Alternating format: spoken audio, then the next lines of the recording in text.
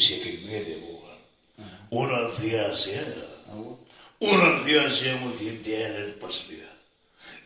İçimden ışık büyüyecek, heyecana dalıyordu. Kalkıma doğru bildiler, kalkı diyor ne? Oğlum, Mert var ya. 16 yaşında bilirdim. Yeni kız daha yeni sıvak, 16 içinde. 16 içinde mi var? 16 içinde o. Yaş oluyor. 16 mı yaş oluyor? 13 var. 10 sefer var mı var? 40 yaşında demeye böldüler beni. 16 değil mi? Bilmiyor değil mi? Ben diyorum, suda kumsaklı yapmıyor. Yürü, tükürüm. Diyecek o yanına. 16 yaşında büyüdüm. Hayır döktü ben. Komşu bana yıkını. Adını önüne doğru, idem doğru, benim soyduğum aydın olur.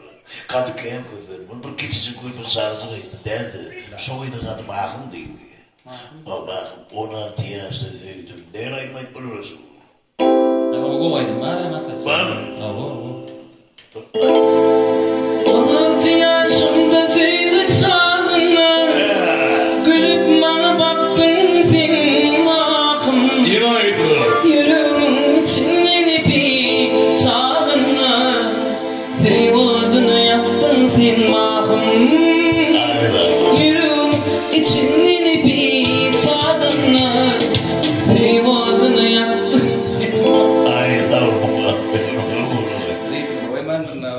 I don't know. Gülüp bana baktın